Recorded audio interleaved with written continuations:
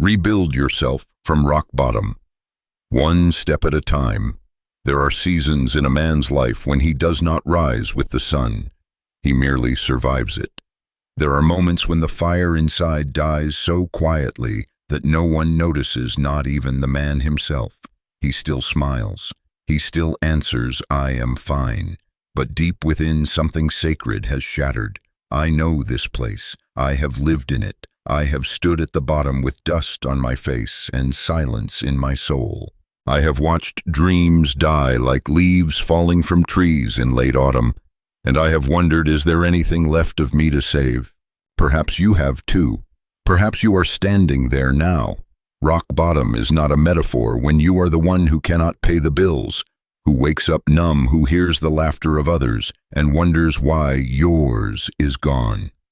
Rock bottom is a room without doors. It is the weight of regret of all you should have done, could have done, but did not. It is betrayal, loss, addiction, failure, exhaustion. It is the final breakdown, the place where your pride collapses and your ego has nothing left to protect.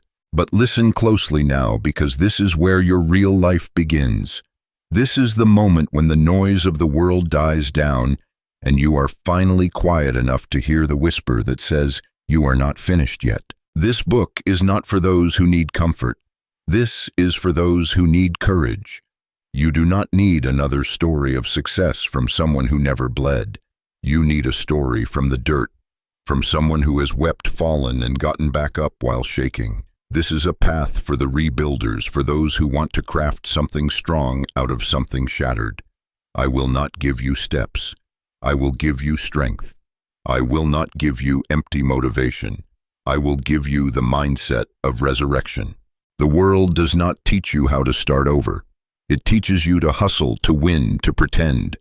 But it never teaches you what to do when you lose everything, when the house of cards collapses and you are left with only your breath and a broken heart. This is the curriculum of the soul, and the first lesson is this. Your worth is not tied to your status. It is not measured in your mistakes. You are not the pain you carry. You are the force that survives it. You are the builder, whether you have bricks or only bare hands. The core philosophy behind this book is simple. Rock bottom is not your end. It is your invitation. Every great transformation begins in silence, in struggle, in the dark soil. The oak tree begins in the dirt. The phoenix rises from ashes, and so will you. But you must rise one step at a time. There will be no magic leap. There will be no applause. Only quiet choices, lonely nights, and the decision to move forward when it still hurts to breathe. Rebuilding yourself is not about becoming who you once were. That version of you is gone. It is about becoming who you were meant to be all along. The pain has stripped away your false identities, your people-pleasing, your borrowed dreams. What remains now is raw, real, and ready for truth. This is where we begin, not with force, but with faith. Not with shame, but with powered responsibility. There will be days ahead when you doubt the process. There will be moments when you want to quit, when your legs shake from holding up your new boundaries, your new standards, your new self. That is normal. That is proof that you are doing something different, something real. Do not look for instant results. Look for internal roots. Every shift you make below the surface is shaping the life you will soon see above it. You are not alone. Others have walked this road, and though each story is different, the turning point is always the same. They stopped waiting. They stopped blaming. They stopped rehearsing their pain like a well-known monologue. They chose to act not out of confidence, but out of necessity, because something inside them whispered, "I cannot stay here." That whisper is your spirit, and it is wiser than your fear. The world may not see your progress at first. That is all right. You are not rebuilding for them. You are rebuilding for the person who looks back at you in the mirror, for the child inside you who once believed, for the version of you who still dares to dream. You are not here to impress anyone. You are here to impress upon your own life that you are not giving up. Not now. Not after all you have already survived. You will learn in the chapters to come how to walk again emotionally and spiritually. You will learn how to speak to yourself with power, how to forgive without losing your standards, how to build a vision out of broken pieces. You will unlearn the beliefs that buried you, and you will adopt a mindset that honors the fighter inside you. Each chapter will be a stone, each insight a tool. And over time, without even realizing it, you will look up and realize you have built something beautiful from rock bottom. Let that be the promise. You may be in ruins, but you are not ruined. You may be empty, but you are not done. You may feel weak, but you are already stronger than you know. This book is not about theories. It is about rebirth. And if you are still reading this, then somewhere deep inside you have already chosen to rise. Let us begin. Chapter 1. From Silence to Self-Respect. There comes a night in every broken soul when the silence screams louder than the world ever did. You sit in a room you once loved, in a life you barely recognize, staring at walls that seem to echo everything you never said. And in that stillness, a quiet truth rises. It is not just what happened to you that broke you, it is what you allowed to continue. It is what you tolerated in the name of love, in the name of peace, in the name of not being alone. And suddenly silence becomes unbearable because it no longer protects you. It exposes you. This is how many begin their journey upward, not with a bang, but with a whisper that says no more self-betrayal, no more shrinking, no more handing over your dignity for crumbs of validation. The reason most people stay at rock bottom is not because they lack talent or time, it is because they lack self-respect. They think love means endurance. They think forgiveness means permission. They think kindness means silence. But the truth is this: you do not rebuild your life by being nice. You rebuild by being honest. When I was at my lowest, I had this deep urge to prove my worth to the very people who crushed it. I thought if I just worked harder, loved deeper, explained better, they would finally see me. But rock bottom teaches you something no school can. You cannot save anyone by drowning with them. And self-respect is not loud. It does not shout or rage. It simply walks away. It says, I am not less just because you could not see more. You must understand something foundational if you are going to rise. People treat you the way you train them to, not with words, but with what you tolerate. If you let someone constantly dismiss you, they will believe you deserve dismissal. If you let life push you around without ever pushing back, life will keep doing it. And before long, you start believing the lie that this is all you are worth. That rock bottom is home, but it is not. It is only a station. It is not the end of your story. It is where you remember who the author is. I want you to think about the last time you said yes when your soul screamed no. The last time you stayed quiet to keep the peace while a storm tore through your heart. That moment cost you something far greater than time. It cost you self-trust. And without self-trust, you will never rebuild anything worth standing in, because every step forward will be sabotaged by your own second-guessing. You will keep asking, am I being too much? Instead of asking, why have I been so little? You get unstuck the moment you stop looking outside of yourself for permission to rise. The moment you decide, I do not need approval to protect my peace. I do not need applause to choose my own path. This mindset is not arrogance. It is alignment. You are not better than anyone else, but you are finally ready to be better to yourself.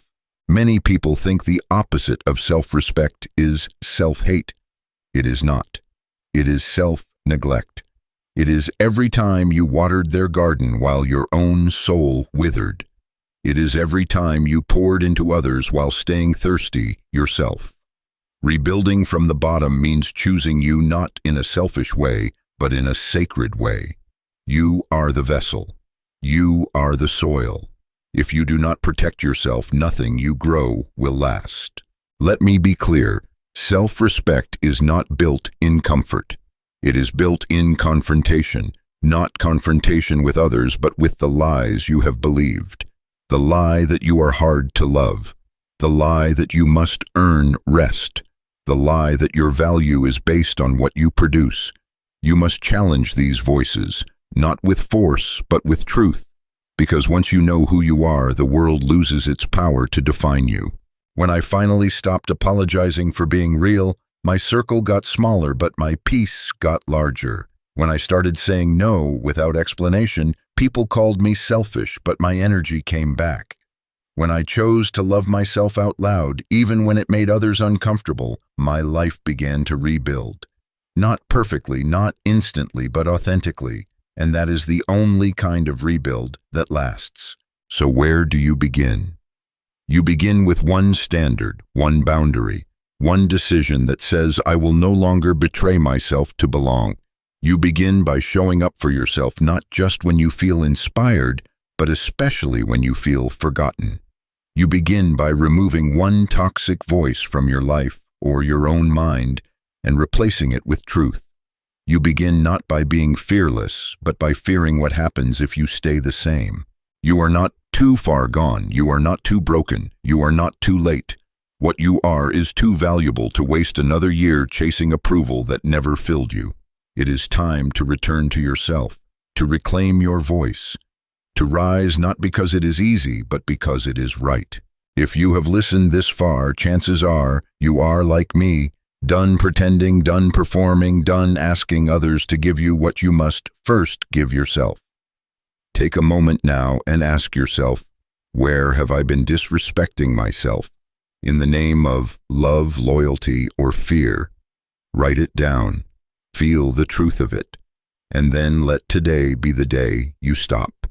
The day you choose. You. If this spoke to you, share it. Someone else needs to hear it too. Like the page, subscribe to the channel. And in the comments, answer this. What is one boundary I will no longer cross, even for those I love? Chapter 2. The lie of too late. There is a lie that ruins more lives than failure ever could. It whispers through cracked dreams and sleepless nights, growing louder each time you hesitate. It says it is too late for you, too late to start over, too late to become whole, too late to chase what you abandoned, too late to heal what you buried. It sounds logical, it sounds mature, but it is still a lie. And if you believe it, you will surrender to a life that no longer belongs to you. I believed that lie once. After the breakdown, after the relationships crumbled, after the mirror no longer recognized me, I thought the window had closed. That maybe there was a version of me who could have lived fully, boldly, truly, but that version had been buried under years of mistakes and missed chances. I was haunted by the idea that I had wasted too much time, that I was behind, that life had already moved on without me. But what I did not understand then was that life never moves on without you. It only waits, patiently, until you are ready to reclaim it. The idea of too late is a tool of fear, not fact. It is a trap the mind uses to avoid the discomfort of change. Because if you believe it is too late, you will stop trying, you will settle, you will shrink, you will convince yourself that surviving is enough. And slowly you will fade, not because life passed you by, but because you stopped reaching for it. You stopped asking for more, not because you were incapable, but because you believed the voice that said you missed your moment. Let me tell you what is real.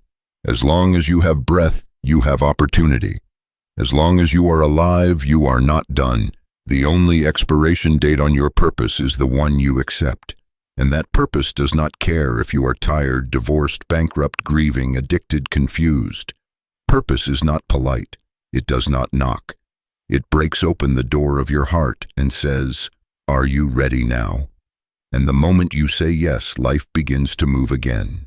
There are people who did not discover their calling until after they lost everything. There are people who fell in love again after decades of loneliness. There are people who changed their entire lives in their 60s, their 70s. There are people who wrote books from hospital beds, who rebuilt families after decades of silence. You are not too late. You are simply on time for the version of yourself who no longer pretends. What makes this moment sacred is not how perfect it is how honest it is. When you hit rock bottom, you lose the luxury of lying to yourself. You can no longer pretend that time will heal things you refuse to face. You can no longer wait for the perfect plan. You must move even if your hands are shaking. You must begin even if your past screams that you should not. You must forgive not because they deserve it, but because your future does. I want you to understand something. Nothing you have lived is wasted. Not one heartbreak, not one delay, not one disappointment. Everything you have walked through, every silent night, every aching morning, it has shaped the soil of your soul. You are not late. You are ripe. You are ready. And all that remains is the decision to rise anyway. But you must stop waiting for permission. Life will not beg you to begin. Your dreams will not knock on your door. You must step out into the unknown, even if all you have is one fragile hope. Even if no one believes in you yet. Even if you do not fully believe in yourself. Because belief is not the starting point, commitment is. Belief comes later after you keep showing up when it would have been easier to quit. Do not look at the calendar. Look at the mirror. Ask yourself, am I willing to keep living like this?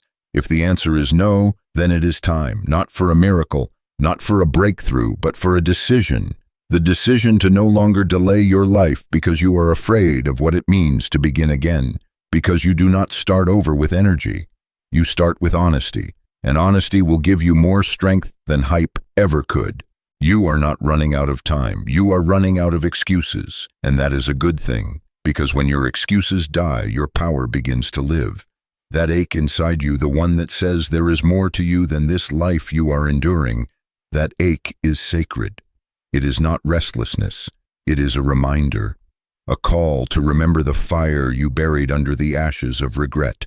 That fire is still there, and it is waiting for you to stop playing dead. You want to rebuild. Then stop saying you are behind. Start saying, I am ready now. That shift will open doors no map could ever find. Because timing is not about the world being ready for you. It is about you being ready to stop hiding, stop settling, stop carrying the weight of shame like it is your identity. You are not late. You are just waking up. You will rise when you decide that time does not own you, that failure is not fatal, that healing can be messy and beautiful all at once.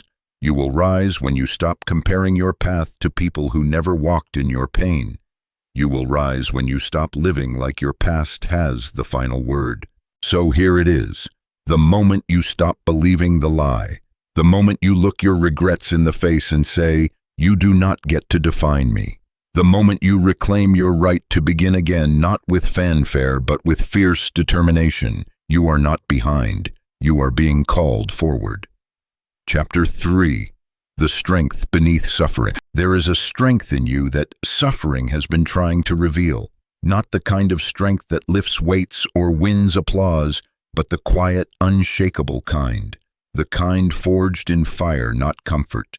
The kind that does not need to be seen to be real. If you are at rock bottom, this is what I want you to know.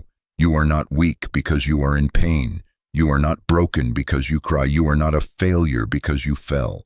You are simply in the part of your story where the storm reveals what the sun could not. Most people run from suffering. They medicate it, numb it, deny it, avoid it.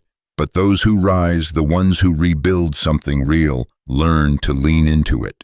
They understand that pain is not punishment. It is purification. It strips away illusions. It shatters false strength. It humbles the ego. It makes you face the parts of yourself that convenience would let you avoid forever. And if you let it, suffering will become your greatest teacher. When everything fell apart in my life, I did not just lose things. I lost my image of who I thought I was. I thought I was strong, wise, patient, spiritual. But crisis revealed the truth. I was fragile beneath the performance. I had been propped up by validation, distracted by busyness, dependent on others to give me a sense of worth. And when it all crumbled, I was left face to face with the man I had never truly known. That was not the end. That was the beginning. The reason people stay stuck is because they do not understand what their suffering is for. They think it is just a phase to survive, a shadow to escape. But suffering is not a detour. It is the very soil where your roots grow deep. The pain you are feeling is carving space in you, space for real joy, space for peace that is not performative, space for truth that cannot be taken from you. Do not rush through it. Do not try to get over it. Go through it. Let it shape you. Let it strengthen the parts of you that comfort could not reach. Think of a diamond. It is not born in light. It is forged under pressure, beneath the surface, in silence. Think of the strongest trees. Their roots go deep because of storms, not sunshine. And so it is with your soul. You are being made durable. You are being made unshakable. And that process hurts because it is real. But here is the danger: pain has a voice. And if you are not careful, you will start believing it. It will say you are alone. It will say you deserve this. It will say you are not enough. These are not truths. These are tests. Do not let your emotions become your identity. Feel the pain, but do not become the pain. Walk through the valley, but do not build a home there. You are not what you feel. You are what you decide in the middle of what you feel. I remember the night I broke down, not a silent tear, but a full collapse. Nothing left to pretend, nothing left to prove. And in that moment, something sacred happened. I stopped fighting the pain and I started listening to it. I asked it, "What are you here to teach me?" And it answered. It told me I had abandoned myself for far too long, that I had built a life around being needed instead of being known, that I had chased strength but ignored softness, that I had feared stillness because it might show me who I really was. That night changed everything, not because the pain left, but because I stopped letting it define me. I started moving with it instead of against it. And slowly my steps became stronger, not louder, not faster, but truer. And in truth, there is power. If you are in pain right now, I want to say this to you. You are not lost. You are in process. You are being refined, not rejected. You are in the gym of the soul, lifting things no one can see. Your healing may not be visible yet, but it is happening. Every time you choose to get up when it is easier to stay down healing. Every time you tell the truth when a lie would be more convenient healing. Every time you show up for yourself when no one else does healing. This is the strength. Suffering gives you the power to rise with depth. Anyone can rise with hype. That is easy. But to rise with integrity, to rise with wisdom, to rise without bitterness, that is rare, and that is what you are becoming, a rare, resilient soul. So let the pain do its work, but do not let it write your story. Let it chisel you, but do not let it cage you. Let it expose what must change, but do not let it steal your hope. Your scars will not make you weaker, they will make you real. And in a world full of masks and noise, real is the most powerful thing you can be. You will rise not in spite of your suffering, but because of it. You will carry strength that is not loud, but unbreakable. You will walk into rooms no longer needing to be seen because you have already seen yourself and accepted what you found. That is true power. That is unshakable freedom, and that is what suffering, when welcomed, will build inside you. Chapter 4. The Power of Small Wins. It is a cruel thing the way rock bottom distorts your vision. You stop dreaming about mountains and start questioning if you can even stand. You stop thinking in days or months and start measuring life in moments of barely making it through. And somewhere in that fog, you begin to believe another lie, that only big victories count, that unless you conquer something enormous, nothing has changed. But here is the truth that saved my life. The way out is not through giant leaps. It is through small wins taken with sacred intention, repeated with relentless grace. I used to wait for the breakthrough, that magical moment when everything would finally shift, when the doors would open, when people would call, when motivation would flood back into my body like a warm current. I waited and waited, but nothing came. Until one morning, with no applause, no angel singing, no sign in the sky, I simply got out of bed and made it. That was the beginning. I did not know it then, but that small act, getting up when everything inside me screamed to stay down, was a win. And wins build momentum. Momentum builds change. Most people miss the miracle because they are looking for something massive. They want fireworks, not flickers. But rebuilding does not look like victory parades. It looks like brushing your teeth when you feel numb. It looks like going for a walk instead of disappearing into your phone. It looks like journaling one honest sentence, drinking one glass of water, saying no once, saying yes once. That is how you reclaim your life, one brave breath at a time. The reason you feel stuck is not because you are lazy or broken. It is because you are carrying too much too fast. Your expectations are crushing your progress. You are trying to change everything at once. But real transformation is not about doing more. It is about doing what matters consistently. One small decision made daily is more powerful than one big decision made once, because small wins rewire your identity. They tell your brain, I am the kind of person who shows up. And over time, that belief changes how you see yourself. And when your identity shifts, your habits follow. It is easy to fall into despair when you look at how far you have to go. So do not. Look instead at where your foot lands next. Look at what you can do today that honors the future you desire. That is all. Just one move. Do not underestimate it, because one move done with commitment creates the energy for the next. And that is the only formula that matters. Keep moving even when the steps feel small. I remember the day I went for a 10-minute walk after weeks of lying on the floor. It felt meaningless, but something shifted. My lungs opened, my thoughts softened, my body remembered that it was alive. That one walk turned into a routine. That routine turned into clarity, and clarity gave birth to courage. Courage led to decisions, and decisions rebuilt my life. But it started with that one walk. That is how it always begins. You do not need a miracle. You need a rhythm, a sacred routine of small wins that rebuild your self-trust. You need to know that even when you feel low, you are still moving. You need to see yourself follow through, not perfectly but persistently. The world celebrates hustle, but healing honors consistency. Quiet consistency is how warriors are born. So here is what I want you to try. Choose one thing, just one, not 10, not 5, one, and do it for 7 days. It can be anything, a morning journal, a 10-minute stretch, speaking one truth, making your bed. But do it every day, no matter what. Do not skip.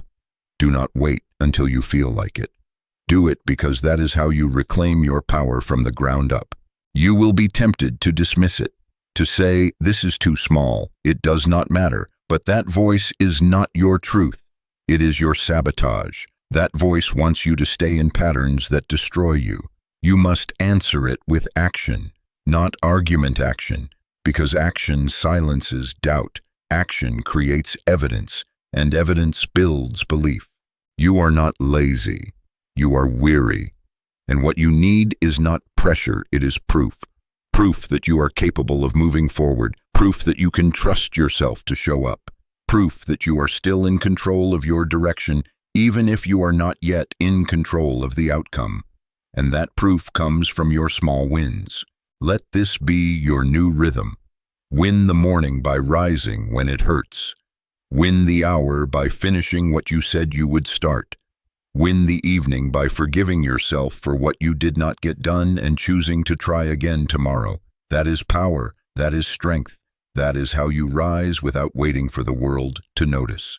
You will not rebuild your life in a day, but you can rebuild your hope in a moment. And hope, once it takes root, grows faster than fear. Every small win you create is another vote for your future, another signal to your soul that you are not done. And slowly, without fanfare, you will find yourself standing taller, thinking clearer, feeling deeper, becoming stronger. If you have been waiting for the big breakthrough, stop. Start creating tiny ones. Today, not tomorrow. not when you feel better. Now, take the smallest step toward the life you want, and take it again and again. The momentum will come, the clarity will come, but first, you must begin. If you are with me on this, I want to hear from you. In the comments, share one small win you are committing to today. Just one. Say it out loud. Let it become real. And if this message reminded you of your power, share it with someone else who might need a spark. Like the page. Subscribe to the channel. You never know who is watching from rock bottom, waiting for a reason to try again. Chapter 5. Rewriting the voice in your head. No prison is more suffocating than the one built by your own mind. The words you whisper to yourself when no one else hears, they shape you. They sculpt your identity, your emotions, your possibilities. And most people, they do not even realize their mind has turned against them. They carry wounds that speak through their thoughts. They call themselves lazy, stupid, worthless names, handed to them by trauma, not truth. And before long, those thoughts become beliefs. Those beliefs become behaviors. And the life they live reflects a voice that was never theirs to begin with. When you are at rock bottom, the loudest thing is not the pain. It is the shame. It tells you that you are here because of who you are, not just what you did. And that shame becomes a script, repeating itself so often that you start to mistake it for reality. You hear it when you try something new. You will fail. You hear it when you want to rest. You are lazy. You hear it when you try to love again. You are not worth staying for. That voice is not your intuition. It is your programming. And it must be rewritten if you ever want to rise with peace. The first step to reclaiming your mind is to confront your inner narrator, not to silence it, but to challenge it. Every time you hear yourself speak a limiting belief, stop and ask, whose voice is this? Because most of the time it is not yours. It is your father's disappointment, your teacher's ridicule, your ex-lover's indifference. It is the accumulation of judgments that you adopted as facts. And the moment you expose that, you create a crack in the wall, a space where truth can breathe. When I hit my lowest point, I started writing down every negative thing I heard in my head. You are a failure. You will never recover. No one cares. I looked at that list and asked myself, would I ever say these things to a friend, to a child, to someone I love? The answer was no. So why had I accepted them as normal in my own mind? That was the wake-up call. I realized I had become my own bully, repeating the abuse of the past with my own mouth. Rebuilding from the bottom is not just about changing your habits. It is about changing your identity. And your identity is shaped by language. If you call yourself a loser every time you make a mistake, you will live small. If you label yourself unlovable every time someone leaves, you will stop opening your heart. But if you start calling yourself resilient, even when you feel weak, something shifts. Your mind does not argue with identity. It reinforces it. So be careful what you name yourself. Here is the truth. You are always affirming something. Every thought is a vote. Every sentence is a seed. And the most powerful shift you can make today is to become intentional about the voice inside. Speak to yourself as you would speak to someone you are trying to save. Use words that build, not bruise. And when the old voice returns, do not fight it. Replace it. Speak over it, loudly if you must, until your soul starts to believe it again. There is science behind this too. Neuroplasticity shows that your brain rewires itself based on repetition. That means every time you replace a toxic thought with truth, you are literally reshaping your mind. This is not wishful thinking. This is a sacred discipline. Your mind can become your greatest ally, but only if you train it like a warrior. And warriors do not tolerate lies even when they are familiar. Do not wait until you feel confident to change your self-talk. Speak power while you still feel powerless. Declare healing even while the wound stings. Say, I am rising, even if you are still crawling, Because the words you choose today will create the environment your future grows in, and your future deserves a voice that lifts, not limits. Start with simple truths. I am healing. I am learning. I am valuable even when I fall. Speak these out loud, write them down, read them in the mirror, post them where your doubt lives. This is not corny, this is warfare, and every word is a weapon either for your freedom or against it. You will not change your inner voice in one day, but you can start interrupting it, and that interruption is powerful. It says, I hear you fear, but I do not obey you anymore. It says, I know what happened, but I decide who I become.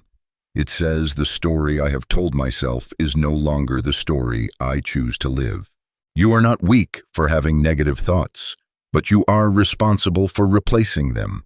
That is the price of freedom. That is the cost of rebuilding, and it is worth everything. So the next time that voice tells you, you cannot answer back with power, say, watch me. Say, even if I fail, I rise again. Say, I am not who I was. I am who I am becoming. That is the voice of a rebuilder. That is the voice of someone who refuses to die in their mind before they ever had a chance to live in their purpose. This chapter ends with a simple challenge. Speak one truth today out loud that your fear has tried to silence. Say it before you feel ready.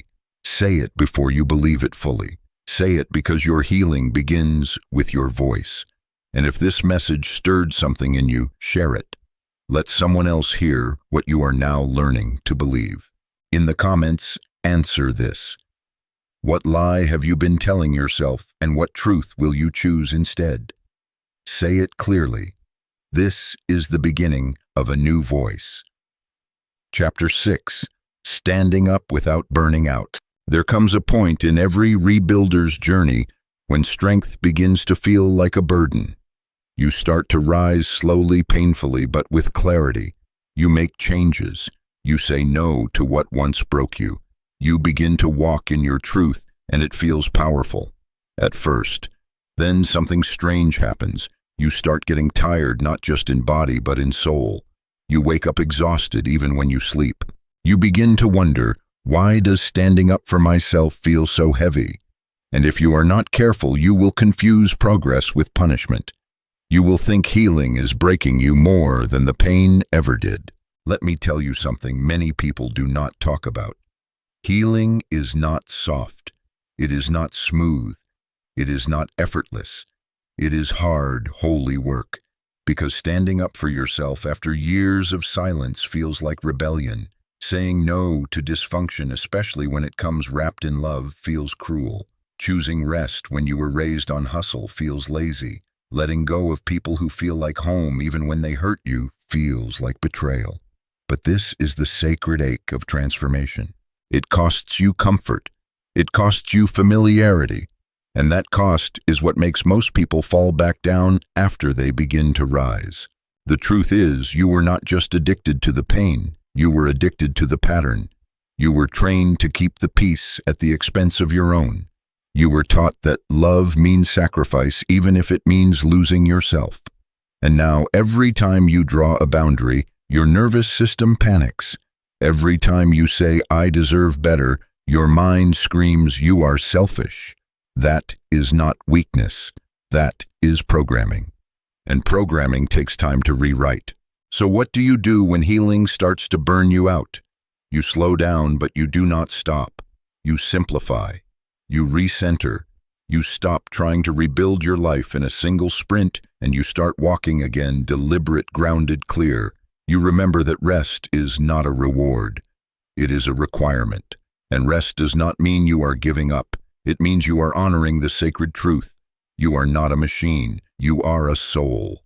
You also learn to stop managing everyone else's discomfort. This is one of the heaviest weights people carry during healing. They start changing, and the people around them start resisting.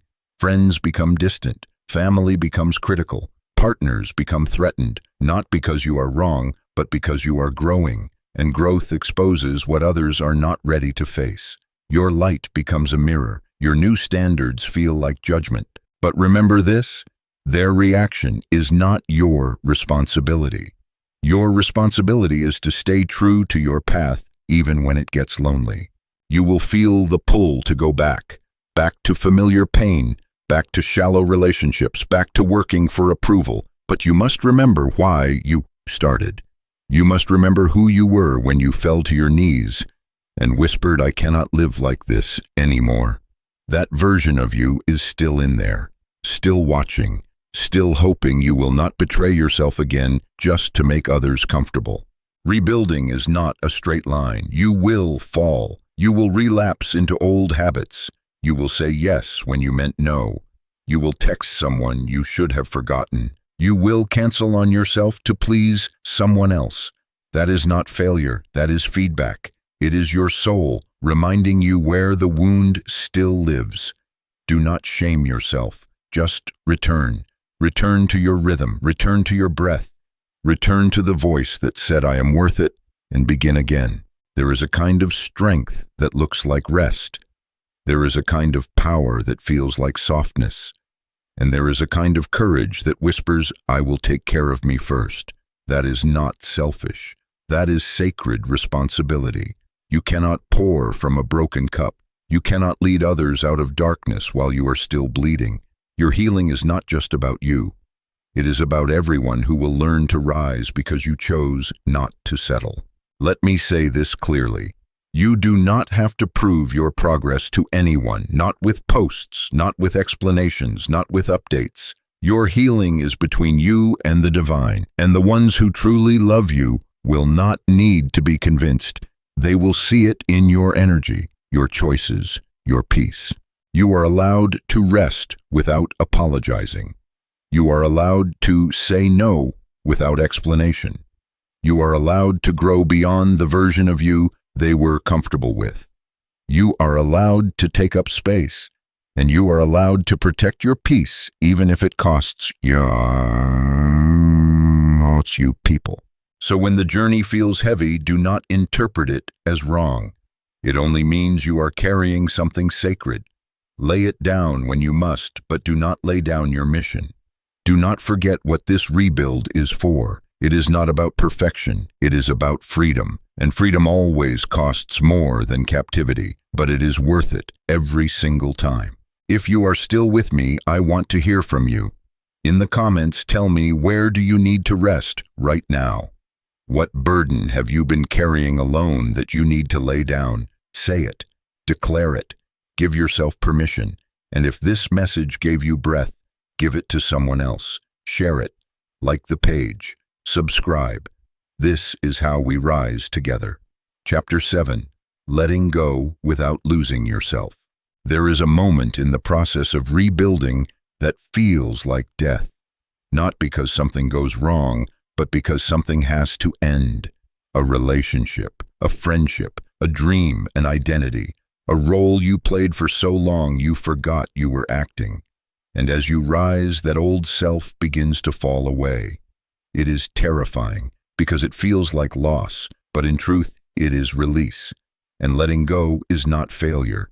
It is freedom if you are brave enough to allow it. No one tells you how painful it is to outgrow your old life.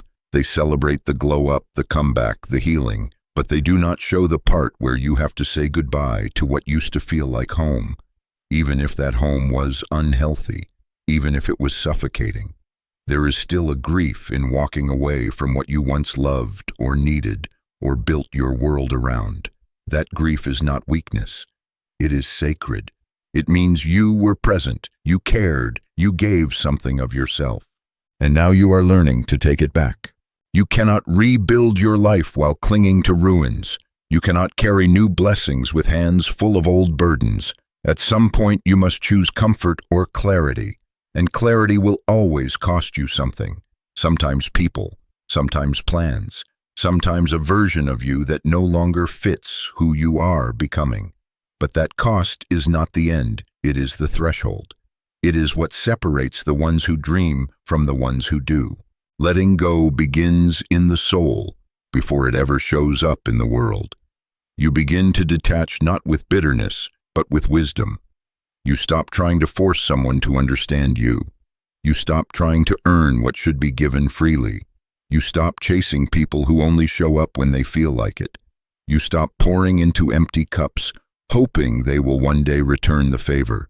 That shift is not loud. It is not dramatic. It is quiet, sacred, and final. And when it happens, your energy starts returning. Not all at once, but piece by piece.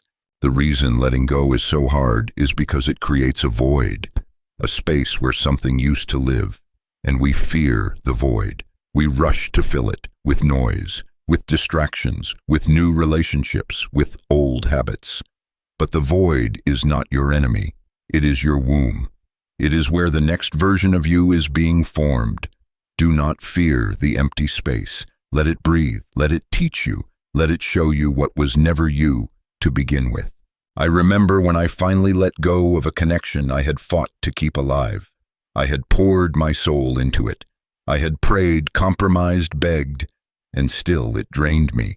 Letting go felt like giving up on love, but in time I saw the truth. I was not letting go of love.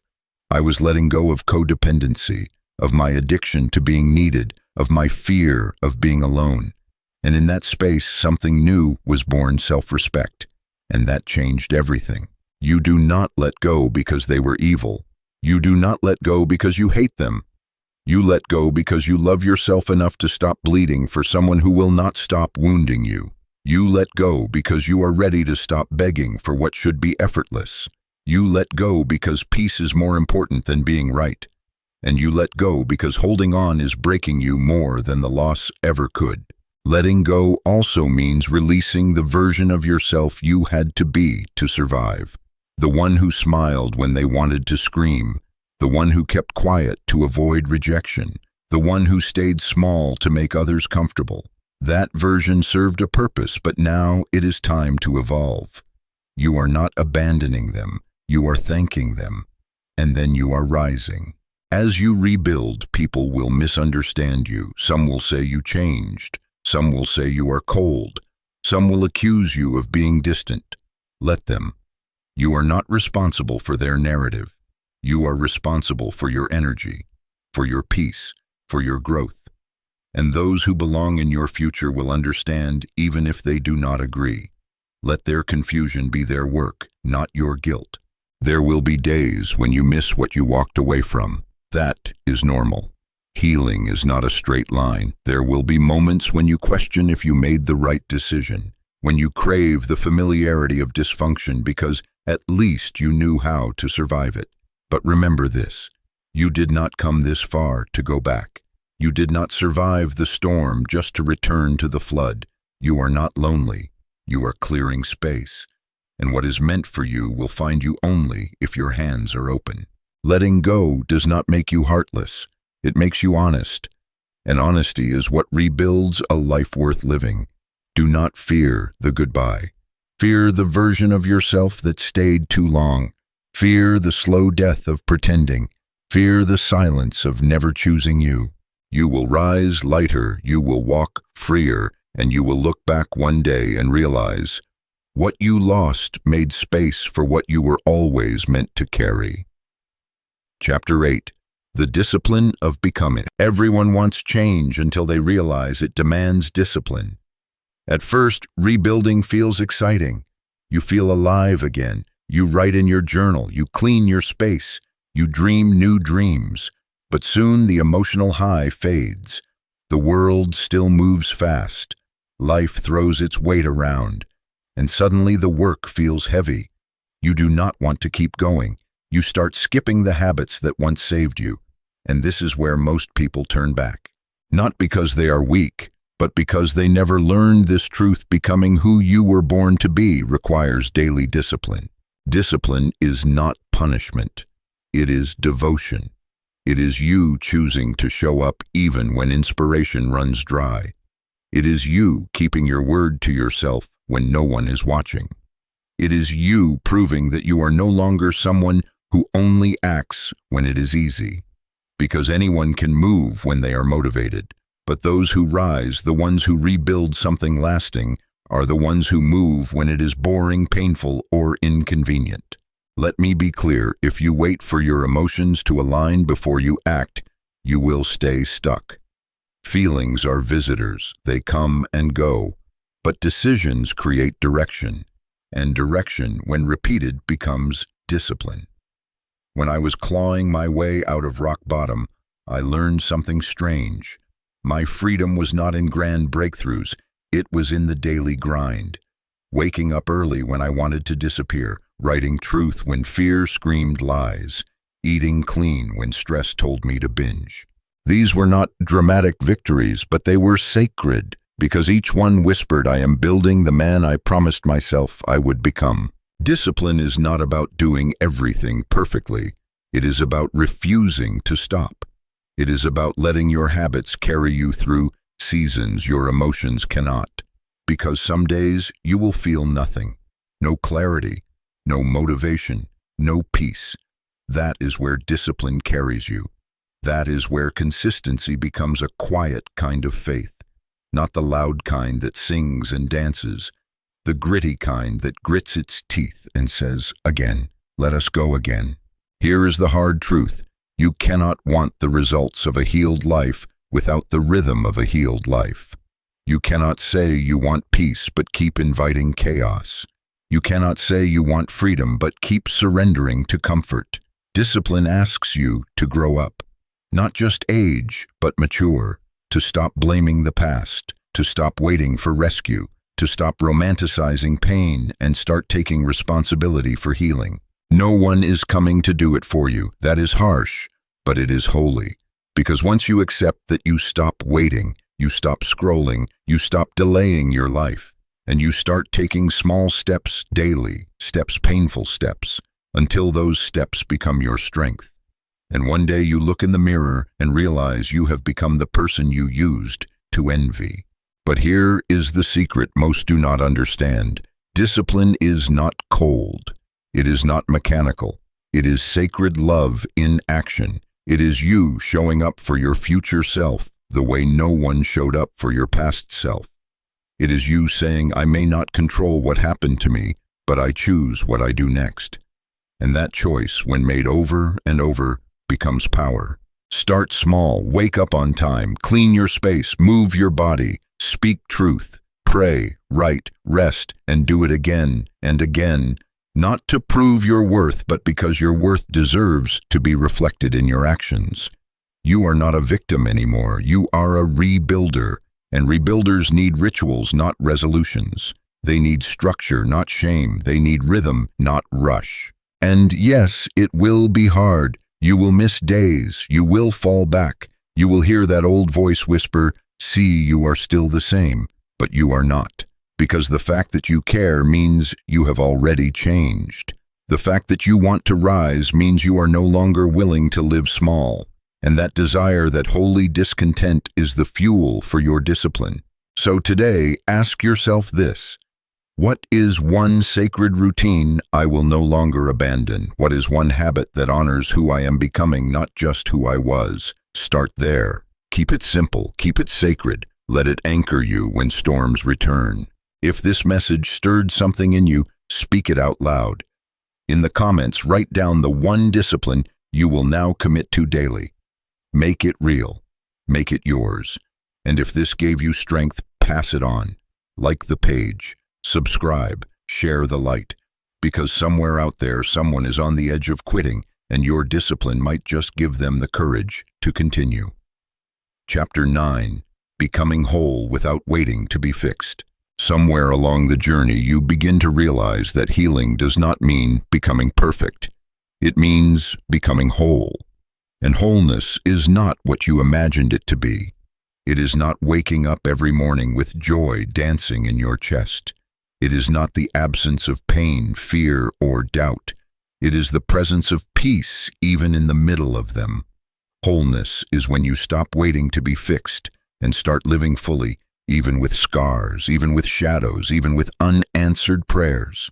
There is a dangerous idea that has crept into the world of self-growth. The idea that you must be completely healed before you can be happy, before you can love, before you can lead.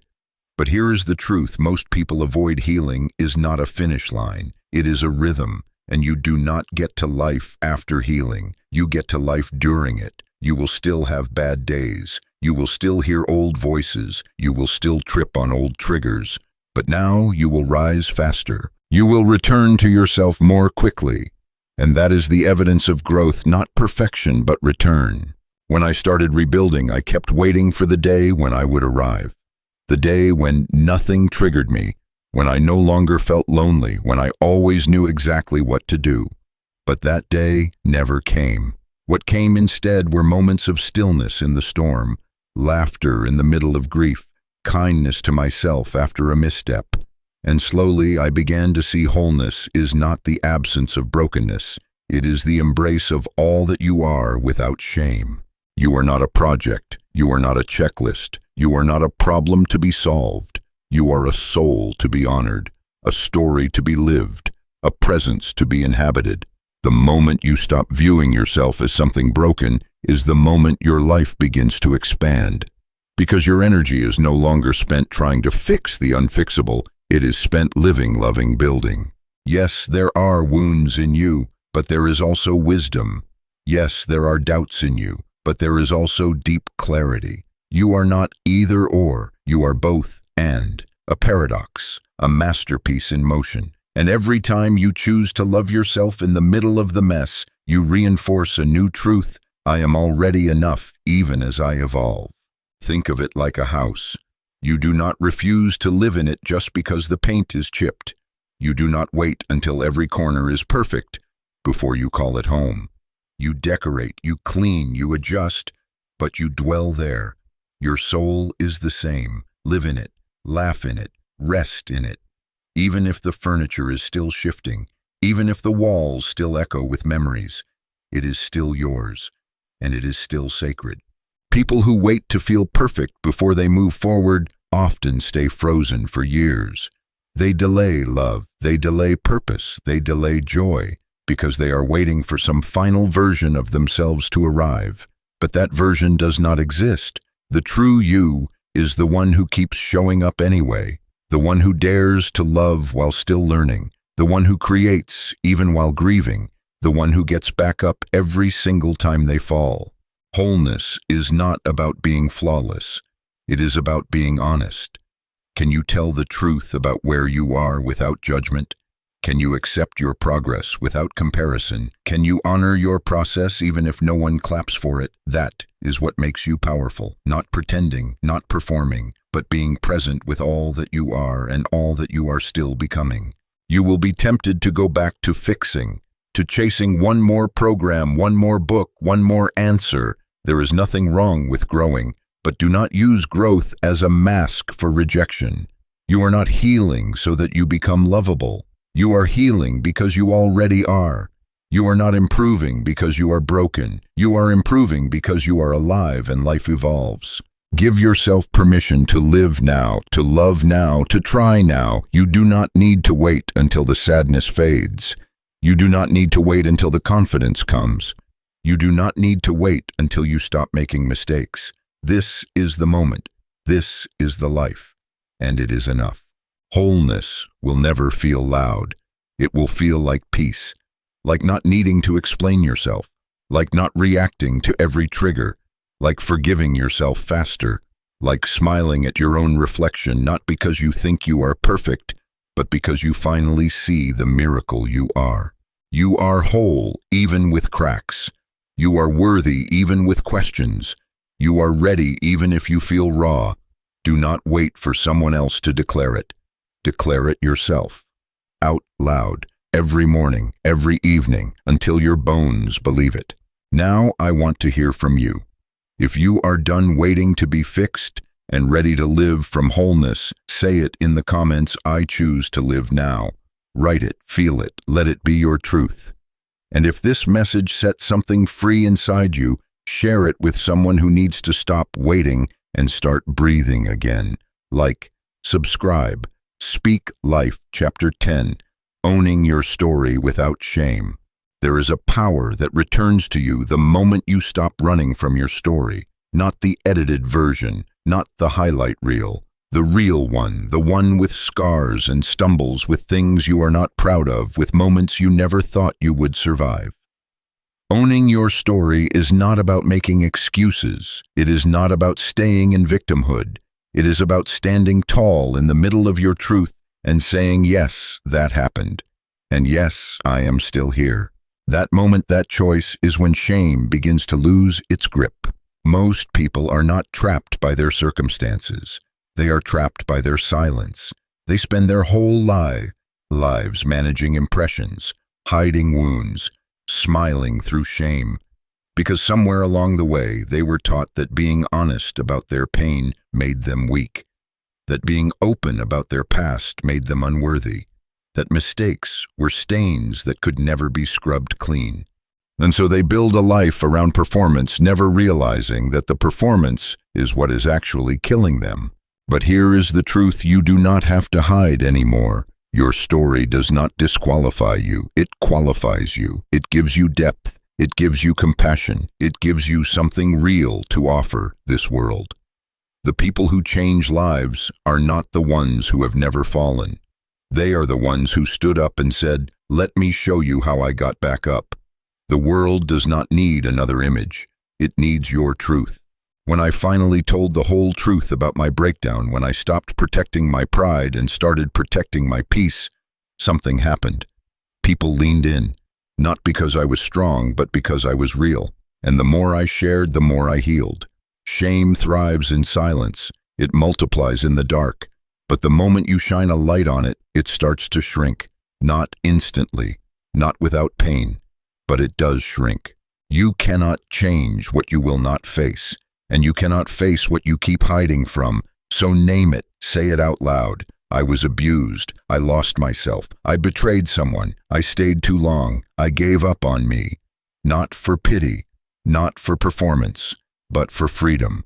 Because what you own cannot own you, and what you speak can no longer suffocate you.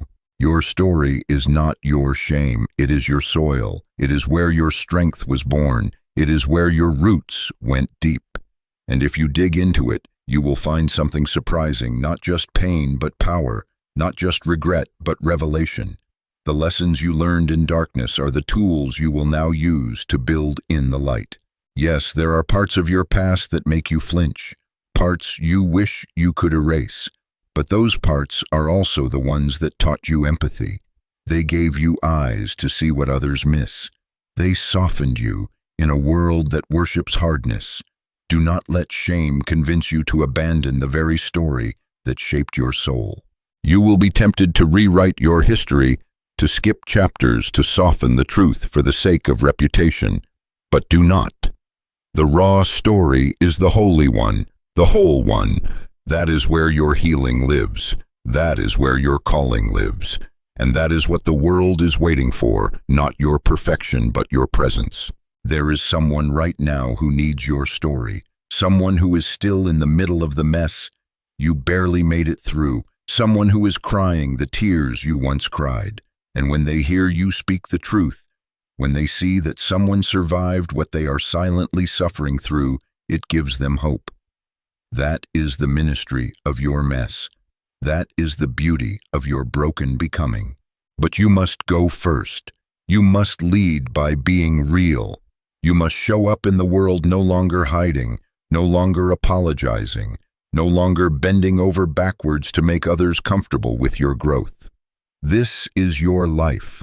This is your testimony. And it deserves to be told in your voice, not watered down, not washed out, but wild and true. If you are still breathing, your story is not over. It is still unfolding. And every day you get to choose, will I keep hiding or will I live free? Will I keep pretending or will I finally let the world meet the real me? This is your moment to reclaim your narrative, to own it without apology, to say I have nothing to prove but I have something to give.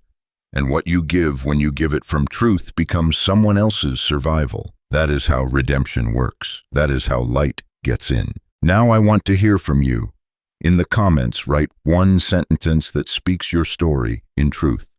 Not the full chapter, just one sentence that you have been afraid to say. Let it breathe. Let it be heard. And if this message gave you courage, pass it on. Like the page. Share the light. Subscribe. and walk into the next chapter of your life unashamed. Chapter 11. Rebuilding relationships without losing yourself again.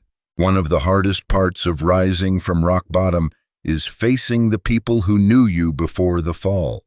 The ones who loved you, the ones who left you, the ones who watched you unravel.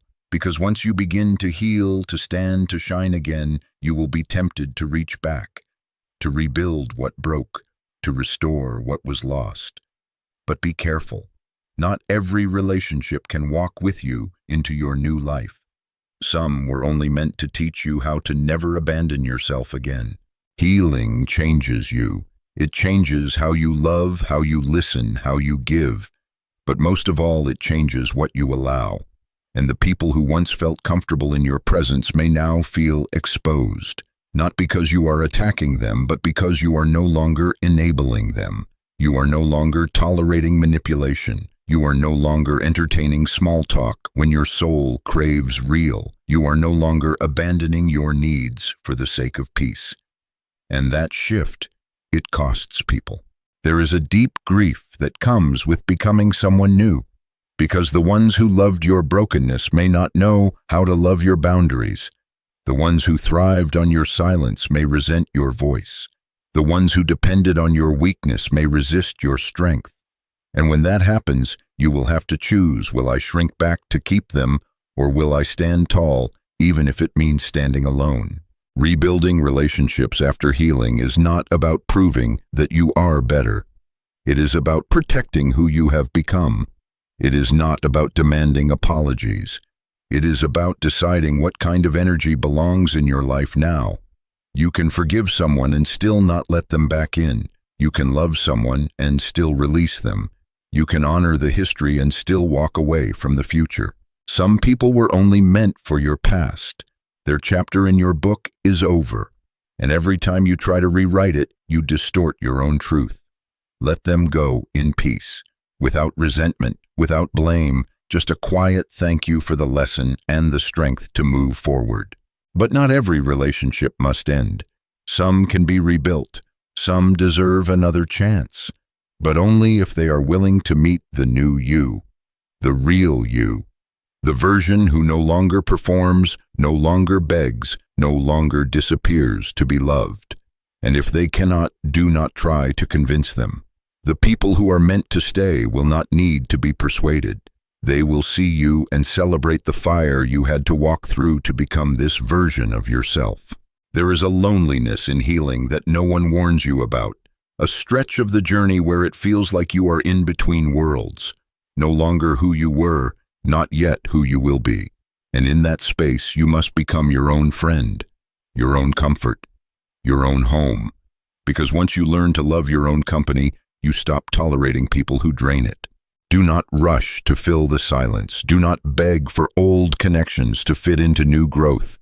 Let time test everything. Let truth filter everyone. Let your peace be the gatekeeper.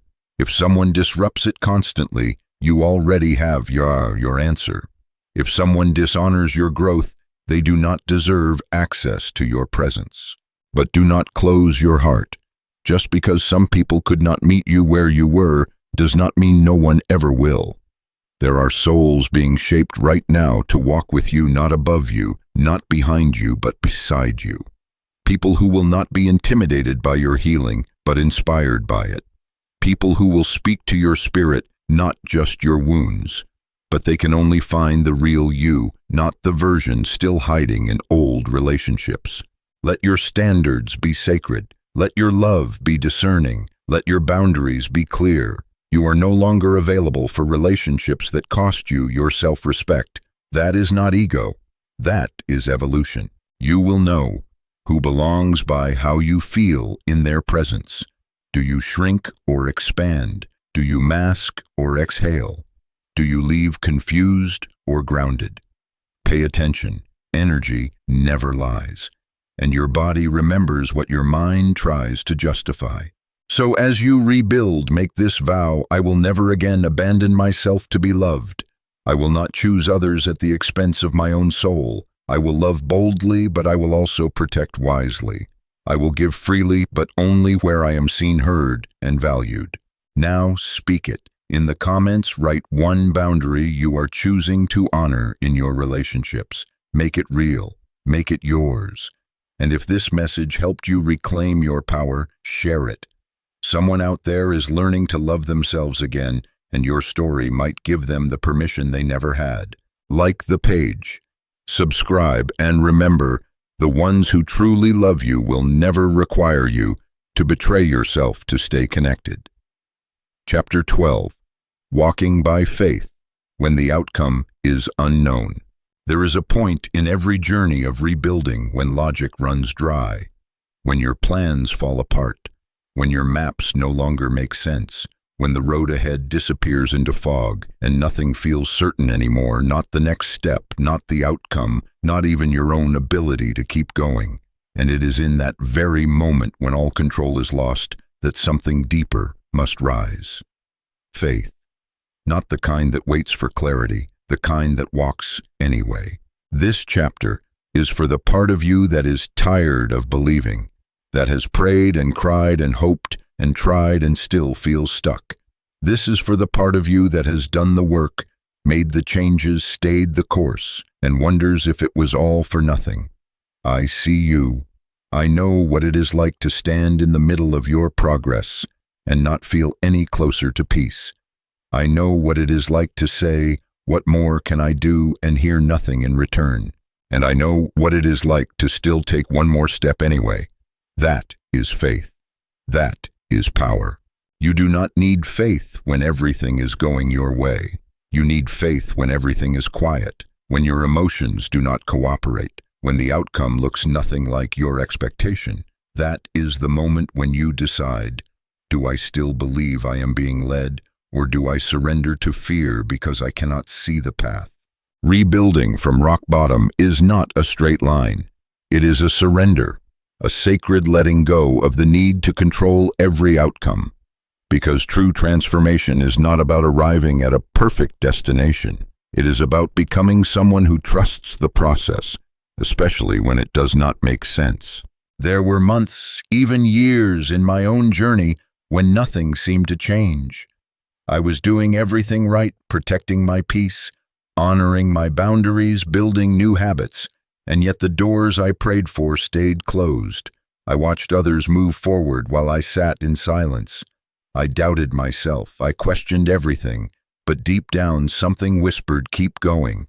That whisper did not come from evidence. It came from the knowing that if I stopped now, I would regret it forever. So I walked slowly, tired, confused, but I walked. And then one day things shifted. Not dramatically, not instantly, but unmistakably. The doors began to open, the clarity returned, the heaviness began to lift. Not because I forced it, but because I had grown into it. I was ready not just for the opportunity, but for the weight that came with it. And I realized something sacred. Faith grows you into the person who can hold the very thing you are waiting for. You must learn to separate the season from the story. Just because you are in a valley does not mean your life is falling apart. Just because it is quiet does not mean nothing is happening.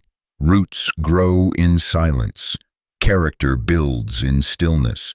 Preparation happens in the unseen. And sometimes the delay is not a denial. It is a divine setup to protect you from arriving too soon before your strength is ready to carry the next level of your life. Stop measuring your progress by what you see. Start measuring it by how you show up. Are you still moving when motivation disappears? Are you still speaking life when fear screams louder? Are you still honoring your standards when shortcuts look tempting? That is what tells you who you are becoming. That is your real success. Faith does not remove the unknown. It walks into it. It says, even if I cannot see the next step, I trust the one guiding me. It says, even if nothing changes today, I will still show up as if it will. It says, even when I feel alone, I know I am not forsaken. That kind of faith cannot be faked. It is forged in fire, and it never returns empty. But let me be honest, walking by faith hurts. You will lose people who need certainty. You will confuse those who only understand logic. You will frustrate your own mind, which craves predictability. And you will have moments where you question your own sanity. That is normal. That is part of the path. But every time you choose trust over control, surrender over stress, presence over panic, you strengthen your soul. The ones who rise are not the ones who always believe. They are the ones who choose belief again and again, even when it cracks, even when it wavers, even when it feels like nothing is changing. Faith is not a feeling, it is a decision. And that decision made in the dark births a light nothing can put out. So if you are in that space right now where nothing makes sense and everything feels fragile, take this as your reminder. You are not behind. You are not forgotten. You are being shaped. You are being stripped of what no longer serves you, so you can carry what truly belongs to you. And though you cannot see it yet, your future is responding to your faith. Let this be your vow. I will walk even when I cannot see. I will trust even when I feel tired. I will rise even when I feel broken, because this is not the end. This is the sacred middle, and the ones who endure it are the ones who one day look back and say, it all made sense, but only in hindsight. If this message found you at the edge of quitting, say this out loud right now. I choose to trust again. Write it in the comments, make it your declaration, and if it breathed life into you, pass it on. Like the page, subscribe to the channel, share it with someone else who might be walking blind right now, and remind them faith still works even when nothing else does. Chapter 13. Becoming the person you can live with forever. There is a moment in your rebuilding journey when something shifts deep within. You stop asking, what do I need to achieve, and begin asking, who do I want to be when no one's watching? That is the moment the world loses its grip on your soul. Because the goal is no longer status, applause, or validation. The goal becomes integrity, alignment, the sacred peace of becoming the kind of person you can live with for the rest of your life. Most people live as performers. They dress for the part, speak for the part, smile for the part, and in doing so, they build a life they cannot even stand to be alone in. They dread silence because silence reveals the truth, that behind all the effort and achievement, they do not like who they are when the lights go off. They do not trust themselves when no one else is around. That is not success. That is survival in a costume. Rebuilding your life means tearing off the costume. It means looking in the mirror with no filters and no defenses and asking, do I respect who I have become? Not do they approve of me, not am I winning, but can I sit in stillness with myself and feel peace? If the answer is no, then you are still building for the outside world and not for the soul that will be with you in every chapter of your life. When I was at my lowest, I did not just feel pain, I felt shame for the person I had allowed myself to become. I had compromised my values in the name of love. I had kept the peace with people who disrespected my worth. I had chased money while abandoning purpose. And though I smiled, I hated the man I saw in the mirror, not because he failed, but because he forgot himself trying to succeed. That was the moment I chose to rebuild differently. Not to impress, not to outdo, but to become someone I could respect even if no one else ever clapped. I began asking questions I had avoided my whole life. Am I kind when I am tired? Am I honest when I could lie and no one would know? Do I keep promises I make to myself? Do I stand for something when standing costs me connection? That is the real test of transformation, not external results, but internal reputation. The most important relationship you will ever have is with yourself, not in a self-centered way, in a soul-centered way, because everything flows from that root. The way you love others, the way you handle conflict, the way you set boundaries, the way you walk through this world. If you do not trust yourself, you will constantly betray your own needs to win affection. You will seek worth through approval instead of through alignment. So who are you when no one is watching? What do you do with power when you are given it? What do you say about others when it is safe to say anything? What do you feed your mind in secret? These questions are not about guilt. They are about guidance. They show you where the rebuild must go next, not just upward, but inward. You do not need to be perfect to be proud of who you are becoming. You just need to be honest. You just need to be intentional. You just need to wake up every day and say, today I choose truth over performance, integrity over ease, depth over noise. And even if you mess it up, especially when you mess it up, you repair, you return, you realign. Becoming someone you can live with means learning to forgive your past without repeating it. It means telling the truth even when it costs you closeness. It means giving yourself the rest you never allowed before. It means not laughing at jokes that make your soul shrink. It means loving others fully but never at the expense of your own dignity. It means building a life where your actions match your values, where your habits match your hopes, where your silence is no longer filled with fear but with peace. That kind of life cannot be faked. It must be forged, slowly, deliberately, one brave choice at a time. You do not have to become a saint, but you must become someone your spirit respects, someone your future children would be proud to know, someone your younger self would run to, not run from, someone who does not need applause to feel real, someone who is no longer addicted to attention but anchored in truth. And yes, this road is lonely at times. Yes, people will misunderstand you. They will call you too intense, too distant, too quiet. Let them. You are not becoming someone for them. You are becoming someone for the life you want to wake up in, the peace you want to die with, the legacy you want to leave behind, not in money or memories, but in the energy you gave to every room you entered. So I ask you, who are you becoming, and do you like them? Are you proud of them not for what they have accomplished, but for how they move? When no one's clapping, that is your work now, to shape the soul, not just the schedule, to master presence, not just performance. If you feel this in your chest, I want to hear from you. In the comments, answer this. What is one thing you will no longer tolerate in yourself? Not out of guilt, but out of respect for who you are becoming. Say it, declare it, let it mark this chapter of your life. And if this chapter awakened something deeper in you, pass it on. Like the page. Subscribe to the channel. Share it with someone who is ready to stop pretending and start becoming quietly, powerfully, truly. The Mindset Reset. Pause. Breathe. Look around your life, not just with your eyes, but with your spirit. What are you building? Who are you becoming? And is the foundation solid, or is it still tied to fear, to approval, to the past? Before you step into the final part of this journey, you must ask yourself a question few people are willing to sit with. What am I no longer willing to carry?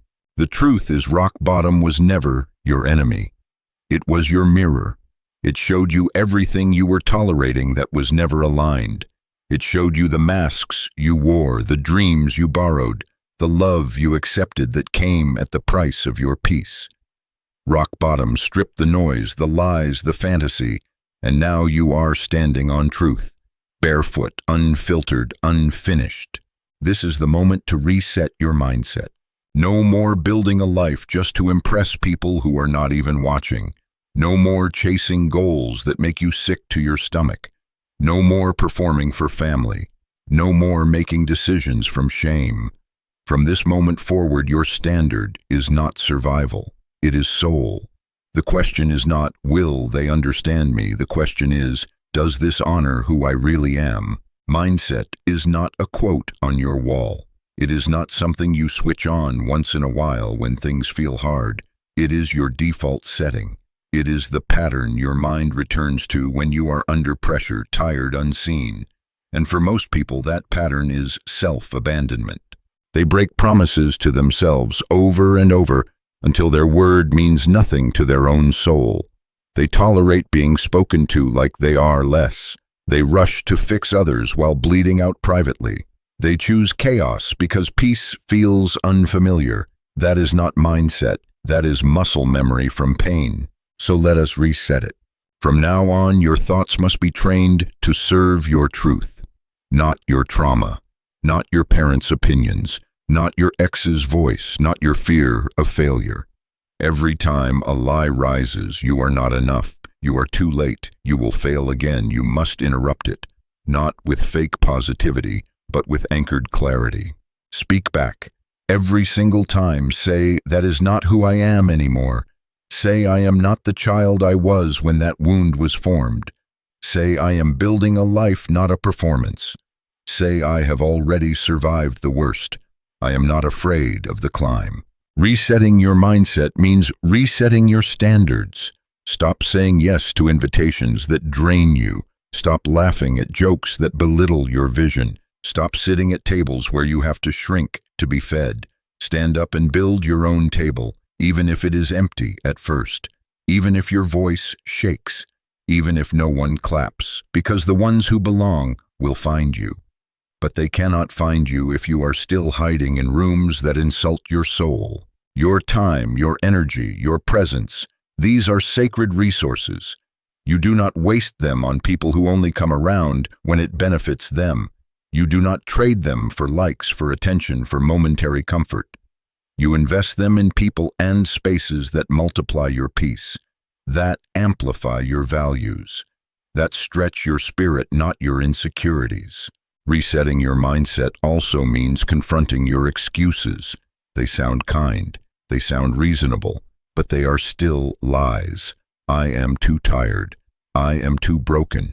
I do not have time. The truth is, your life is reflecting what you are prioritizing. If you keep delaying your healing, it is because you are still choosing comfort over calling. That ends now. From this day forward, the new mindset is this: if it costs me my peace, it is too expensive. If it costs me my truth, it is not worth it. If I must betray myself to keep it, it was never mine. You must train your mind to speak to your future, not your fear. When doubt creeps in, you speak to your dream. You remind it, I chose you for a reason. I bled for you. I sacrificed for you. I am not walking away now. You remind your younger self, I am no longer abandoning you. You remind your older self, you will be proud of me. You remind your current self, we are doing this not for applause, but for alignment. Not to win the race, but to walk with truth. This is your new standard. I will not negotiate with fear. I will not consult shame before I rise. I will not outsource my identity to people who have not earned the right to shape it. You are the leader now, the author, the builder. You have survived too much to live small. You have cried too long to pretend anymore. You have learned too deeply to keep living on the surface. This mindset reset is your new breath, your new rhythm, your new compass. You no longer wait for life to calm down before you rise. You rise now. You rise because you remember. You rise because you are ready. You rise because no one else can rise for you. If this truth pierced through the fog, I want you to name your new standard in the comments. Say it. Declare it.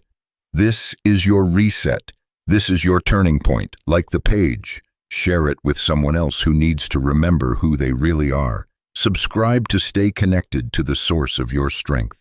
Now go look in the mirror and say, I will never abandon me. Again, the final call. Rise and never return. You have come to the end, but this is not the end. This is the edge, the sacred edge between who you were and who you choose to become. You are no longer standing in ruins. You are standing in the ashes of a life that could not hold your truth. And now the only question that matters is this: will you rise and never return? You did not go through all of that pain, all of that silence, all of that breaking just to walk back into the same patterns, the same people, the same empty performances. No, that chapter is over, buried, complete. And this final part of the journey is not about remembering how far you have come. It is about committing completely, unapologetically, and with everything in you to never returning. You see, freedom is not a feeling. It is a decision, and no one can make it for you. You must choose it every single day. You must wake up and declare, I do not live there anymore. I do not love like that anymore. I do not lower myself anymore, and then you must walk through your day with the kind of fire that tells the world I have risen, and I am not going back. There will be voices, old ones, familiar ones. Your fear will dress itself up as reason. Your shame will whisper as if it were truth. Even people you love will question the boundaries you now hold. They will say, you have changed, and you must look them in the eye and say, yes, and I will never apologize for it. You will want to explain. You will want to soften your truth so others can feel comfortable with your growth. Do not dull your shine for the sake of people still living in the dark. You are not arrogant. You are aligned. You are not cold. You are clear. You are not unkind. You are just done setting yourself on fire to keep others warm. This is your line in the sand. This is the vow you make to your own soul. I will no longer participate in my own destruction. I will no longer stay silent when my truth demands a voice. I will no longer trade my peace for proximity. I will no longer serve what does not serve me. I will no longer delay my healing out of fear that others will be left behind. Because here is what you must understand now. Not everyone was meant to rise with you. Some were only there to awaken you. Some were only there to test your strength. Some were only there to reveal what you needed to release. Let them stay behind. Bless them if you must, but do not go back for them, not at the cost of yourself. The final form of healing is not comfort. It is courage. It is standing in the mirror looking at every scar, every shadow, every silent night and saying, thank you. You were not the end of me. You were the making of me. You are not who you were. You are not the version of you that begged for love that did not love you back. You are not the version of you that sacrificed everything for everyone except yourself. You are not the version of you that played small, dimmed their light, and waited to be chosen. You are the one who chose yourself. So now you live like it. You walk like it. You speak like it. You make decisions like someone who has already crossed the river. You do not explain. You do not hesitate. You do not negotiate with the ghosts of your former life. You simply rise and keep rising, with fire in your breath, with truth in your spine, with peace in your chest, and with no looking back. This is not the end. This is your initiation into the life that has been waiting for you, into the strength that was always yours, into the love that begins with how you speak to yourself in silence, into the power of a person who has burned and bloomed and now refuses to ever shrink again. So walk forward quietly, boldly, completely, and let the world feel your return, not as a survivor, but as a builder, a warrior, a voice, a presence, a storm, a flame, a soul no longer willing to forget itself just to fit in. You are not going back. You are not starting over. You are starting now. And now is enough.